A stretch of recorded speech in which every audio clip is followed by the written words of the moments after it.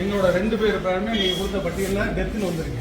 எதன் அடிப்படையில் நாங்கள் இறந்து போயிட்டோம், உயிரோட இருக்கவங்கள இறந்து போயிட்டு சொல்றதுக்கு உங்களுக்கு அதிகாரம் யார் கொடுத்தா, எந்த ஆவணத்தின் அடிப்படையில் எங்களை இறந்து போனோம்னு அறிவிச்சிருக்கீங்க சொல்லுங்க. இப்படித்தான் இந்த எஸ்ஐஆர் நடக்குதா? அப்ப எங்களுக்கு வேட்பாளர் தெரிஞ்சுக்கிட்டு திட்டமிட்டு அதிகார வர்க்கத்தில் இருக்கின்ற அரசுகள் இதெல்லாம் நீக்குதா? எங்களுக்கு பதில் தெரிஞ்சான். எங்களுக்கே இந்த நிலைமைனா கிராமத்தில் வர்ற பாமர மக்கள், படிக்காத மக்களுக்கு என்ன நிலைமை? ஆமா, வாங்கிதான் கையெழுத்து கொடுத்து அவங்களே கையெழுத்து கொடுத்துருக்காங்களே. இன்னொரு படிவம் கொடுத்துருக்காங்க. இந்த ஆதாரம் இருக்கு.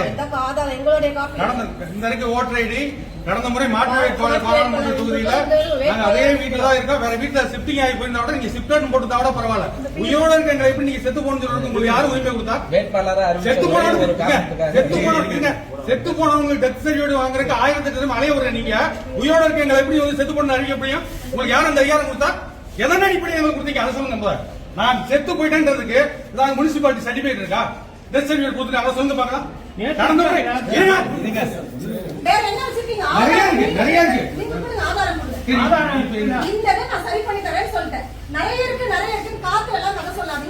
உயிரோட இருக்கு எனக்கு என்ன நிறைய தப்பு நடந்திருக்கு, சரி பண்ணி தரேன்னு சொல்லிட்டேன். இல்ல மேடம், நான் என்ன சொல்றேன், நீ சரி பண்ணி தரீங்க. நாங்க ஒரு மாசமா பேசிட்டு இருக்கோம்.